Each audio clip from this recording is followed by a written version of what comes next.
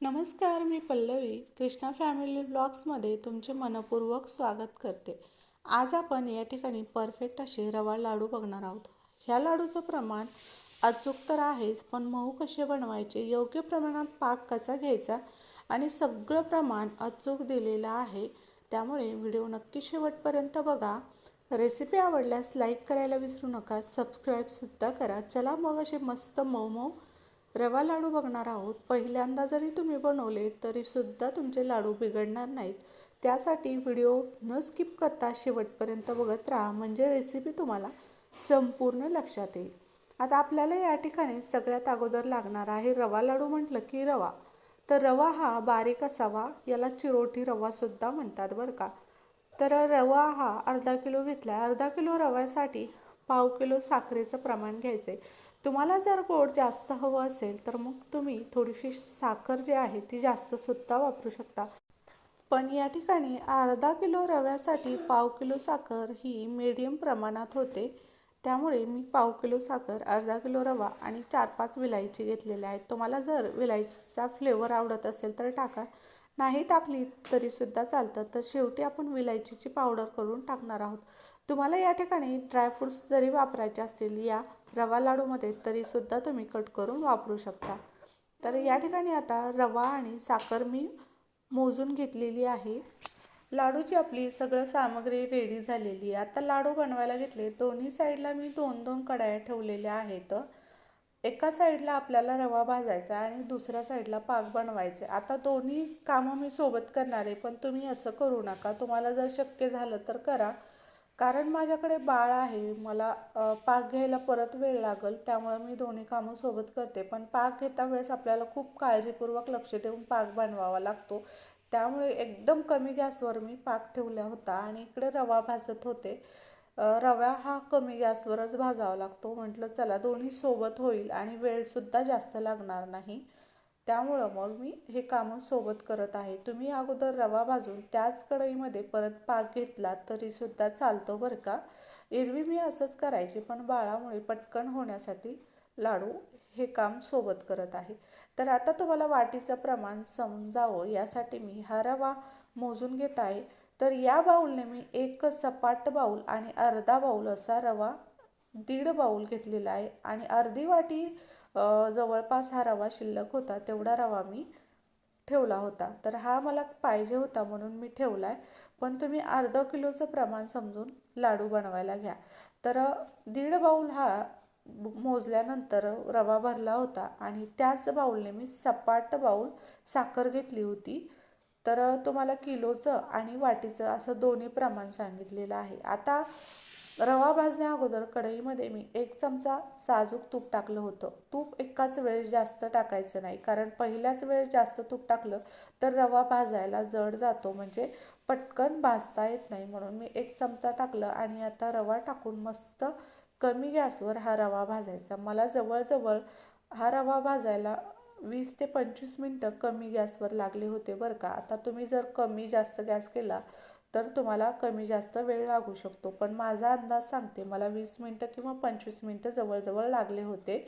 आणि कमी गॅसवर जर रवा भाजला तर लाडू हा खमंग लागतो आणि रवासुद्धा व्यवस्थित भाजला जातो। आता रवा भाजता वेळेस इकडे मी पाकसुद्धा ठेवला होता, तर मध्ये मध्ये या पाकाकडे सुद्धा लक्ष देत आहे। आता पाक अगोदर बनवून घ्यायचा नाही, कारण आपल्याला पाक हा नंतरच लागणार आहे। त्यामुळे कमी गॅस ठेवला होता आणि मध्ये मध्ये फक्त याला रव्याबरोबर फिरवत होते। आता हा रवा भाजता वेळेस सारखा हात चालू ठेवायचा, कारण जर कढईला जर रवा लागला तर तो लाल होतो।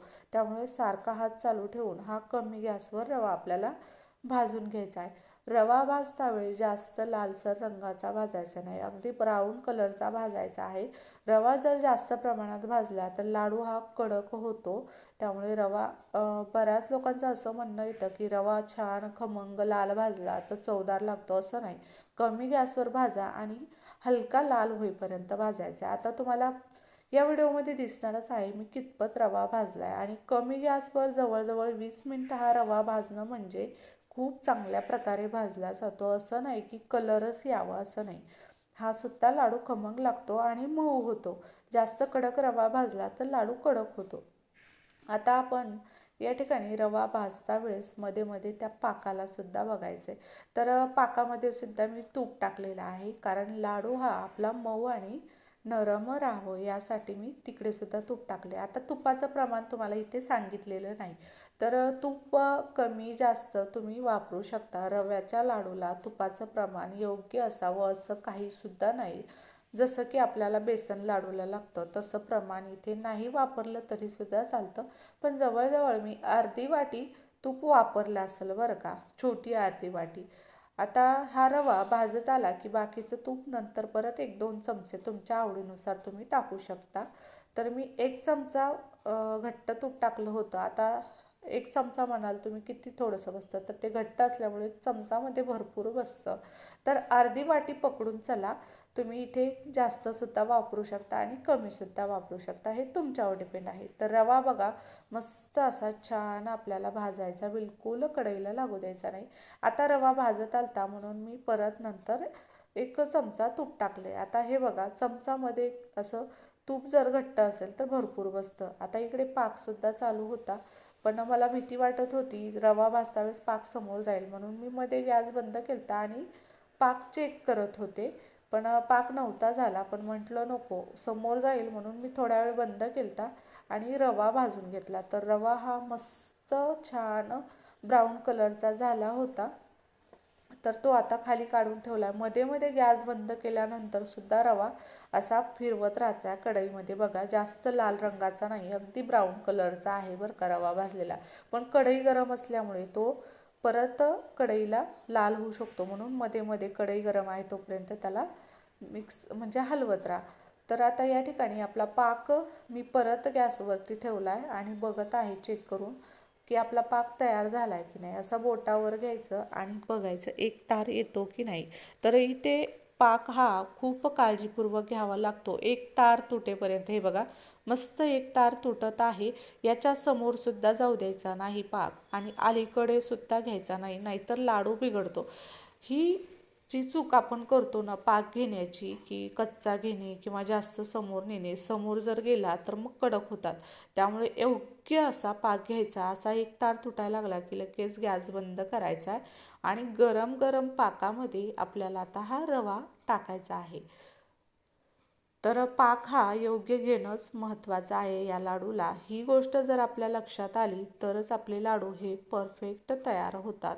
तर या पाकाला आमच्या जालना जिल्ह्यामध्ये चाचणीसुद्धा म्हणतात. मी आता गेल्या वर्षीसुद्धा रवा लाडू बनवले होते, त्यामध्ये मी चाचणी म्हटलं होतं, तर बऱ्याच लोकांनी मला कमेंट केल्या.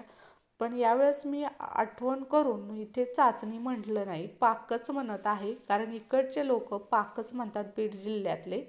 त्यामुळे मी सुद्धा आता बऱ्याच लोकांना लक्षात यावं यासाठी मी पाक म्हटलं, कारण आमच्या जालना जिल्ह्यामध्ये चाचणीच म्हणतात बरं का, जास्त करून पाकाचा शब्द वापरत नाहीत.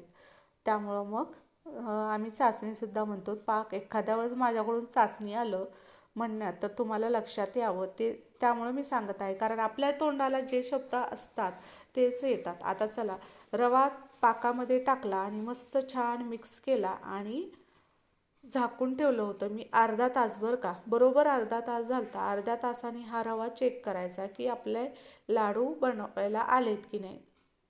तर असं मिक्स केलं आणि बघितलं लाडू बनवायला आले की नाही, असं मध्ये मध्ये चेक करायचं बरं का. अर्धा तासानंतर जरी तुम्ही बघायला चेक केलं तरी सुद्धा चालतं, कारण अर्धा पाऊण तास हा रवा फुगायला वेळ लागतो. तर तुम्हाला इथं दिसत आहे रवा बिलकुल फुगला नव्हता, कारण याला अजून वेळ होता. मी हाताने असं पाहिलं की लाडू घेता येतात का बनवायला, तर नव्हतं, हाताला चिटकत होतं बघा. हे असं असं चिटकायला नाही पाहिजे. मग परत मी काय केलं, गरम होतं ते तसंच परत झाकण ठेवलं. परत 10 मिनटं झाकण ठेवलं आणि नंतर मग लाडू बनवायला गेलं. जवळजवळ हा 40 मिनटं मी असं झाकण ठेवलं होतं, त्यानंतर लाडू बनवायला आले होते. आता हे वेळ कमी जास्त सुद्धा होऊ शकतं बरं का, वेळेवर तुम्ही लक्ष देऊ नका, मध्ये मध्ये चेक करा लाडू बनवायला आले की नाही. ज्यावेळेस लाडू बनवायला येतात त्यावेळेस रवा जो आहे तो पाकामध्ये टाकल्यानंतर गरम असा भरपूर असा फुलतो. आता तुम्हाला दिसलंच की भरपूर असा झाला आहे. आता हे हातानं काय करायचं, असं छान मऊ करून घ्यायचा. रवा खूप छान असा फुगलेला आहे.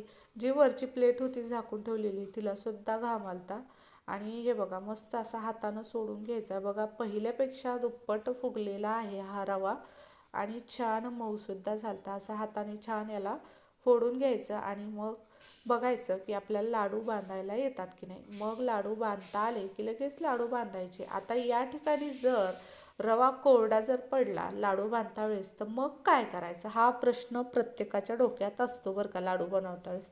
तर ती सुद्धा टिप्स सांगणार आहे मी. काय करायचं, लाडू असे बांधत आले आणि मग बांधायला येत नसले तर परत गॅसवरती कढई ठेवायची. दुधाचा 1-2 शिपका द्यायचा आणि अगदी 1 मिनटं 2 मिनटं हे फक्त रवा गरम होईपर्यंतच गरम करायचं आणि परत लाडू बनवायला घ्यायचे. परत बांधता येतात. जर तसं करता जरी नाही आलं, दूध जरी टाकायचं नसेल तर तुम्ही फक्त रवा थोडासा नॉर्मल गरम करा गॅसवर ठेवून. मी तुम्हाला ते सुद्धा करून दाखवणार आहे, कारण माझ्यासोबत सुद्धा असं झालं शेवटी. कारण रवा पूर्णपणे आपण फोडून घेतला होता आणि मग तो थंड झाला की लाडू बनवायला येत नाहीत. मग असं गॅसवर ठेवलं, दूधसुद्धा टाकलं नाही. पण तुम्हाला जर जास्त सुका वाटायला लागला तर थोडंसं दुधाचा शिपका मारायचा आणि हलका असा कढई गरम होईपर्यंत ह्याला गरम करायचं. पाक असल्यामुळे त्यामध्ये ते पाक थोडासा असा सुटायला लागतो आणि मग परत आपल्याला लाडू पहिल्याप्रमाणेच बनवता येतात. बघा मस्त झटझट असे लाडू बनवून घ्यायचे आणि भरपूर असा रवा फुगलेला आहे त्यामुळे लाडू हा मऊ होतो आणि खुसखुशीत सुद्धा लागतो खायला. आहे की नाही रेसिपी सोपी. आवडल्यास नक्की जास्तीत जास्त रेसिपी तुमच्या मित्रमैत्रिणींसोबत शेअर करा आणि घरामध्ये काहीतरी गोड असायला हवं खायला मुलांना आपल्याला. तर असे लाडू नक्कीच एकदा बनवून बघा. उन्हाळ्याचे दिवस आहेत आणि उन्हाळ्यामध्ये काहीतरी नवीन नवीन खायला असं वाटतं. तर असा लाडू बघा, फोडल्यानंतर अलगद फुटतोय, बिलकुल कडक नाही. आणि तुम्हाला अजून एक वेळेस दाबते बघा, हाताने असा जरी दाबला तर तो लाडू फुटत आहे, म्हणजे खूप मऊ झाला आहे. तुम्हाला यासाठी दाखवते की तुमच्या लक्षात यावं की किती मऊ झाला आहे. जेव्हा लाडू कडक होतो त्यावेळेस असा हाताने फुटल्या जात नाही आणि तुटल्यासुद्धा जात नाही. तर हे लाडू अगदी मऊ झालेले आहेत आणि अचूक रेसिपी दिलेली आहे. पाकाचं प्रमाण कसं घ्यायचं ते सुद्धा सांगितलेलं आहे. त्यामुळे एकदा रेसिपी नक्कीच ट्राय करा. लाडू कसे झाले कमेंटमध्ये नक्की कळवा आणि तुमचेसुद्धा बनवल्यानंतर कसे झाले ते सुद्धा कळवा. काही विचारायचं असेल तर कमेंटमध्ये विचारू शकता. आजची रेसिपी तुम्हाला आवडल्यास नक्की चॅनलला लाईक करा, सबस्क्राईब करायला विसरू नका. अशाच नवीन नवीन रेसिपीसोबत तुम्हाला मी भेटत राहील. तोपर्यंत आता बाय बाय.